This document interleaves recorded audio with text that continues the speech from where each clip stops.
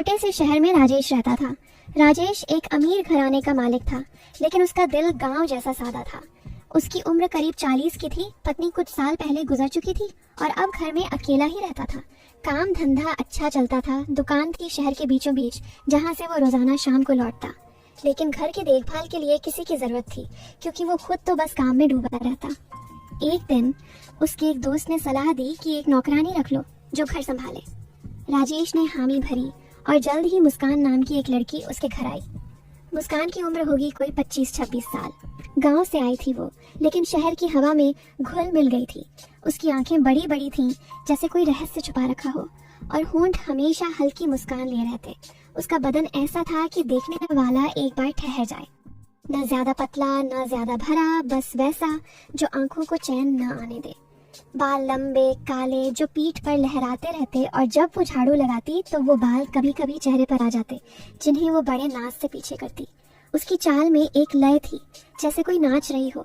मुस्कान इतनी नरम लगती है जैसे छूने पर दूध की मलाई सी फिसल जाए। लेकिन असल में मुस्कान का दिल साफ था, बस काम में लगी रहती। वो घर में आते ही काम पर लग गई और राजेश ने सोचा कि अच्छा हुआ, अब घर संभल जाएगा। पहले दिन से ही मुस्कान ने घर को चमकाना शुरू कर दिया। सुबह सुबह उठकर चाय बनाती, फिर झाड़ू पोछा, कपड़े धोना और रसोई में खाना पकाना। राजेश ऑफिस जाने से पहले नाश्ता करता और मुस्कान बड़े अदब से प्लेट रखती। साहब चाय गरम है, पी लीजिए, वो कहती, और उसकी आवाज में एक मिठास होती जो कान में घुल जाती। राजेश मुस्कुराता। अच्छी बनी है मुस्कान, तू कहाँ से सीखी इतनी अच्छी चाय बनानी? मुस्कान हंसकर कहती, गांव में माँ सिखाती थी साहब, वहाँ तो सब कुछ हाथ से होता है, कोई मशीन नहीं। फिर दिन बीतते गए और घर में एक रूटीन बन गया। राजेश शाम को लौटता, मुस्कान दरवाजा खोलती। आ गए साहब, आप थक गए होंगे, मैं पानी लाती हूँ। वो पानी का ग्लास लेकर आती और कभी कभी ग्लास पकड़ाते वक्त उंगलियां छू जाती, लेकिन वो बस संयोग होता। राजेश कहता, मुस्कान आज दुकान पर बहुत काम था, पीठ दर्द कर रही है। मुस्कान कहती, साहब आप आराम करिए, मैं खाना गर्म कर लाती हूँ।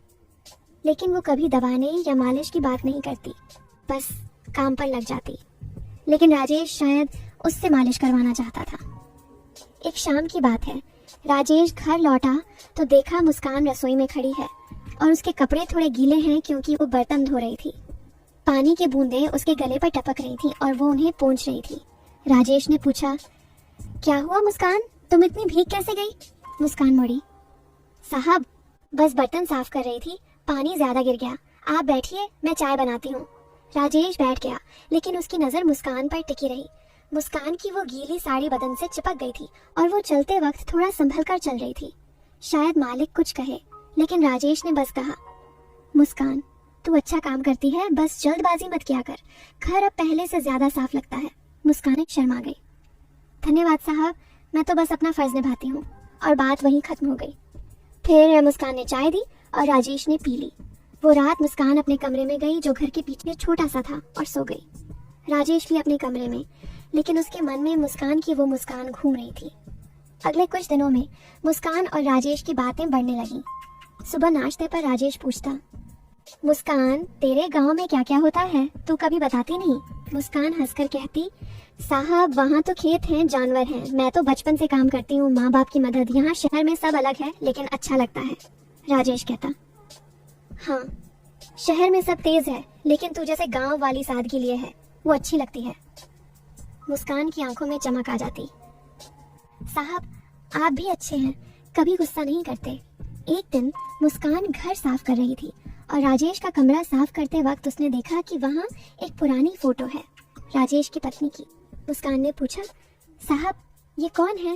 राजेश उदास हो गया और बोला, ये मेरी बीवी थी मुस्कान, गुजर गई कुछ साल पहले। मुस्कान ने सहानुभूति से कहा, साहब भगवान सब ठीक कर देगा, आप अकेले मत रहिए, कभी बाहर घूम आया करिए। राजेश मुस्कुराया, तू है ना, घर में अब अकेलापन नहीं लगता। मुस्कान ने कहा, हाँ साहब मैं हूँ, लेकिन मैं तो नौकरानी हूँ। लेकिन उसकी आवाज में एक गर्माहट थी, शायद वो उसे कोई इशारा दे रही थी। राजेश ने कहा, नौकरानी नहीं, घर की सदस्य जैसी है तू अब। और मुस्कान खुश हो गई, लेकिन वो जानती थी अपनी हद। दिन गुजरते रहे और मुस्कान का काम बढ़ता गया। वो अब बाजार से सामान भी लाने लगी, लेकिन राजेश हमेशा साथ जाता क्योंकि शहर में अकेली लड़की को भेजना ठीक नहीं लगता। एक बार बाजार में मुस्कान ने कहा, साहब ये सब्जी ताजी है, ले लीजिए। राजेश ने कहा, हाँ तू चुन अच्छी। मुस्कान झुकी तो उसकी चुनरी सरक गई और बाल चेहरे पर आ गए। राजेश ने कहा, संभाल ले मुस्कान, बाल आ गए। मुस्कान ने हंसकर पीछे किए और शर्मा गई। फिर घर लौटकर मुस्कान ने खाना बनाया और राजेश ने खाया। मुस्कान, तेरे हाथों का खाना जैसे घर की याद दिलाता है, राजेश ने कहा। मुस्कान ने जवाब दिया, साहब मैं तो बस कोशिश करती हूँ कि आपको अच्छा लगे। फिर धीरे धीरे मुस्कान और राजेश के बीच एक बॉन्ड बनने लगा। मुस्कान कभी कभी अपनी कहानी सुनाती, गांव में ऐसे खेलती थी, कैसे पढ़ाई छूट गई, कैसे शहर आई काम की तलाश में। राजेश सुनता और कहता, मुस्कान तू पढ़ना चाहे तो मैं मदद कर सकता हूँ। मुस्कान कहती, साहब अब उम्र हो गई लेकिन आपका धन्यवाद। लेकिन उसके मन में एक सपना था, शायद आगे कुछ करे। राजेश भी अपनी जिंदगी की बातें करता, कैसे दुकान शुरू की, कैसे पत्नी के जाने के बाद अकेला हो गया। मुस्कान सुनती और कहती, साहब जिंदगी चलती रहती है। एक रात मुस्कान रसोई में काम कर रही थी और राजेश टीवी देख रहा था। अचानक मुस्कान की आवाज आई, साहब ये मसाला खत्म हो गया है। राजेश गया रसोई में और देखा मुस्कान ऊपर से सामान निकाल रही है। वो ऊपर की तरफ हाथ बढ़ा रही थी और उसका बदन थोड़ा तन गया। राजेश ने कहा, रुक मुस्कान, मैं निकाल देता हूँ। वो करीब आया और सामान निकाला। मुस्कान ने कहा, साहब आप क्यों परेशान होते हैं, मैं कर लेती। लेकिन राजेश ने कहा, कोई बात नहीं, तू छोटी है, मैं लंबा हूँ। मुस्कान हंसी, साहब छोटी तो हूँ लेकिन काम तो कर लेती हूँ। फिर राजेश सामान देकर चला गया। मुस्कान ने खाना बनाया और दोनों ने साथ खाया, मालिक और नौकरानी, लेकिन जैसे दोस्त।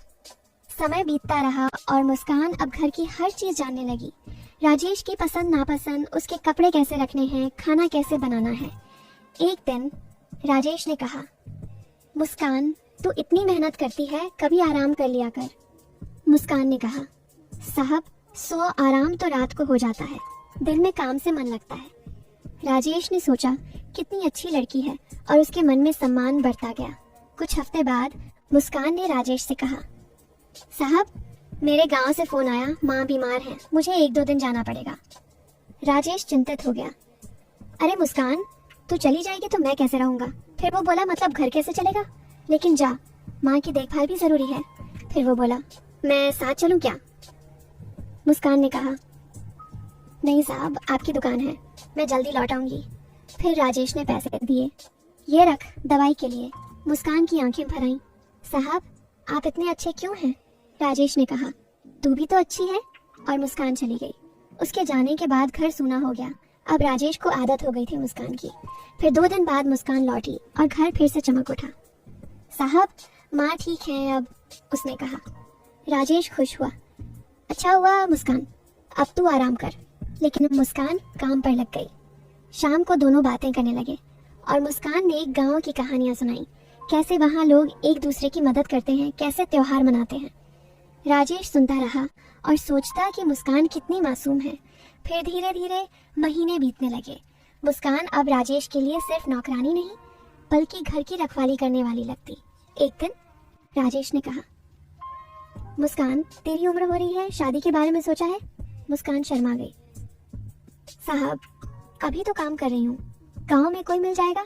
राजेश ने कहा, हाँ लेकिन अच्छा लड़का मिले। मुस्कान ने हंसकर कहा, साहब आप जैसे अच्छे मिले तो। लेकिन राजेश ने बस मुस्कुराया। मैं बूढ़ा हो गया मुस्कान। और बात बदल गई। मुस्कान ने सोचा, साहब कितने सज्जन हैं। मुस्कान के आने को अब लगभग 1.5 साल हो चुके थे। घर में अब उसकी हंसी की गूंज आम हो गई थी। राजेश भी पहले से ज्यादा खुल गया था। कभी कभी रात को दोनों छत पर बैठते, चाय पीते और तारे गिनते। मुस्कान कहती, साहब गांव में तो बिजली कम ही आती थी, इसलिए तारे साफ दिखते थे, यहाँ तो लाइट की वजह से धुंधले लगते हैं। राजेश हंसता, हाँ लेकिन यहाँ तू है तो तारे नीचे ही उतर आए हैं। मुस्कान शर्माकर चुप हो जाती, पर उसकी आंखें चमक जाती। एक दिन राजेश की दुकान पर उसका पुराना दोस्त विकास आया। विकास देखने में चालाक था। शाम को जब राजेश घर लौटा तो विकास भी साथ था।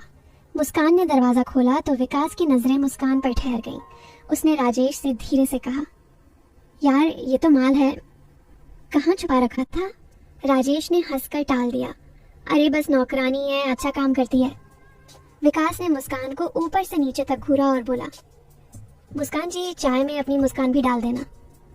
मुस्कान ने सादगी से कहा, जी चीनी कम डालूं? विकास हंस पड़ा, लेकिन राजेश को अच्छा नहीं लगा। उसने विकास को खाना खिलाया और जल्दी विदा कर दिया। रात को मुस्कान ने पूछा, साहब आपके दोस्त को कुछ बुरा लगा क्या? राजेश ने कहा, नहीं मुस्कान, बस वो ऐसे ही हैं। तू अपना ध्यान रखना। उस दिन पहली बार राजेश को लगा कि मुस्कान को बाहर की गंदी नजरों से बचाना उसका फर्ज है। फिर एक दिन कुछ ऐसा हुआ कि कहानी ने सच में नया रंग लिया। राजेश की तबीयत अचानक खराब हो गई। तेज बुखार था, शरीर टूट रहा था। डॉक्टर ने कहा, 2-3 दिन बेड रेस्ट है, कोई काम नहीं। मुस्कान ने दिन रात सेवा की, दवाई दी, सिर पर पानी की पट्टी रखी, काढ़ा बनाया। रात को भी 2-3 बार उठकर देखती कि साहब को कुछ चाहिए तो नहीं। तीसरे दिन बुखार उतरा तो राजेश ने मुस्कान का हाथ पकड़कर कहा, मुस्कान तू ना होती तो मैं शायद, सच में तू मेरे लिए भगवान का दिया हुआ तोहफा है। मुस्कान की आंखें भर आईं। उस पल दोनों के बीच कुछ ऐसा जुड़ा जो शब्दों से परे था। ठीक होने के बाद राजेश ने फैसला किया कि अब मुस्कान को सिर्फ नौकरानी नहीं रखेगा। उसने मुस्कान से कहा, मुस्कान मैंने सोचा है तू अब मेरे साथ दुकान पर चला कर, हिसाब किताब सीख, कुछ पैसा बचाकर अपना कुछ कर लेना। तू इतनी समझदार है, यूं घर में काम करते रहना ठीक नहीं। मुस्कान चौंक गई। साहब मैं तो अनपढ़ सी हूँ। राजेश ने कहा, अरे मैं सिखाऊंगा, और शाम को एक मैडम को बुलाया है, तुझे पढ़ना लिखना सिखाएगी, खर्चा मेरा। मुस्कान के पैरों तले जमीन खिसक गई। वो रो पड़ी और राजेश के पैर छू लिए। साहब मैंने कभी सोचा भी नहीं था कि कोई मेरे लिए इतना करेगा। अगले ही महीने से मुस्कान दुकान पर जाने लगी। पहले तो सिर्फ देखती थी, फिर हिसाब लिखने लगी। उसकी लिखावट साफ थी, दिमाग तेज। ग्राहक भी मुस्कान से बात करके खुश होते। राजेश को लगता कि जैसे उसकी बेटी दुकान संभाल रही हो। शाम को क्लास होती, मुस्कान 6वीं तक की किताबें पढ़ने लगी। रात को राजेश पूछता, क्या सीखा आज? मुस्कान शर्माते हुए बताती और राजेश गर्व से भर जाता। धीरे धीरे मुस्कान बदलने लगी। कपड़े वही सादे, लेकिन आत्मविश्वास बढ़ गया। अब वो राजेश से खुलकर बात करती। एक दिन उसने कहा, साहब मैंने सोचा है जब मैं अच्छे से पढ़ लिख लूंगी और हिसाब अच्छे से समझ जाऊंगी तो अपना छोटा सा ब्यूटी पार्लर खोलूंगी, गांव की लड़कियों को सिखाऊंगी। राजेश ने मुस्कान को गले लगा लिया। पहली बार ऐसा हुआ था, और कहा, मुस्कान आज तूने मुझे सबसे ज्यादा खुशी दी है। फिर शहर में बातें होने लगी। लोग कहते, राजेश की नौकरानी तो अब मालकिन बनने वाली है। कुछ गलत बातें भी की, लेकिन राजेश ने किसी को मुंह नहीं लगने दिया। उसने साफ कह दिया, मुस्कान मेरी बेटी जैसी है, जो उसकी इज्जत को हाथ लगाएगा मेरे सामने नहीं आएगा। फिर एक दिन वो आया जिसका किसी ने अंदाजा भी नहीं था। मुस्कान की माँ गांव से आई। उसने राजेश के पैर छुए और रोते हुए कहा, मैंने अपनी बेटी को आपके पास काम पर भेजा था, आपने उसे बेटी बना लिया, मैं क्या दूं आपको? राजेश ने कहा, ताई जी बस मुस्कान को अपना आशीर्वाद देना। माँ ने मुस्कान को बुलाया और सबके सामने कहा, आज से ये तेरा घर है, ये तेरा बाप है। और फिर सबके सामने उसने राजेश से कहा, मैं चाहती हूँ कि मेरी बेटी इस घर की बहू बने, अगर आपका दिल मान जाए तो। कमरे में सन्नाटा छा गया। राजेश की आंखें नम हो गईं। मुस्कान सिर झुकाकर खड़ी थी, उसका चेहरा लाल हो रहा था। राजेश ने मुस्कान की तरफ देखा। मुस्कान की आंखों में डर था, शर्म थी और कहीं गहरे में एक सवाल भी। राजेश ने धीरे से कहा, मुस्कान तू क्या चाहती है? मुस्कान ने पहली बार साहब की आंखों में सीधे देखा और कहा, साहब आपने मुझे वो सब दिया जो मेरे माँ बाप भी नहीं दे पाए। अगर आप मुझे अपनी बेटी समझते हैं तो बेटी बनकर रहूंगी, अगर आप मुझे अपनी हमसफर समझते हैं तो मैं आपकी मुस्कान हमेशा रहूंगी। राजेश ने मुस्कान का हाथ थामा और माँ से कहा, ताई जी आपकी बेटी को मैं अपनी बेटी नहीं, अपनी जिंदगी के साथी बनाना चाहता हूँ। अगर मुस्कान राजी है तो मैं आज से उसका हूँ। मुस्कान ने रोते हुए हाँ कह दिया। शादी बहुत सादे तरीके से हुई। पूरे मोहल्ले को बुलाया गया। जो लोग पहले गलत गलत बातें करते थे वो भी आए और सर झुकाकर बधाई देने लगे। मुस्कान दुल्हन बनी तो उस दिन सच में लग रहा था कि तारे सच में जमीन पर उतर आए हैं। शादी के बाद मुस्कान ने अपना ब्यूटी पार्लर खोला। नाम रखा मुस्कान स्माइल।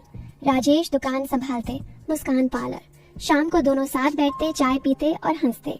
अब मुस्कान राजेश को साहब नहीं जी कहती थी और राजेश कहते, मुस्कान, तूने मुझे दूसरा जीवन दिया है।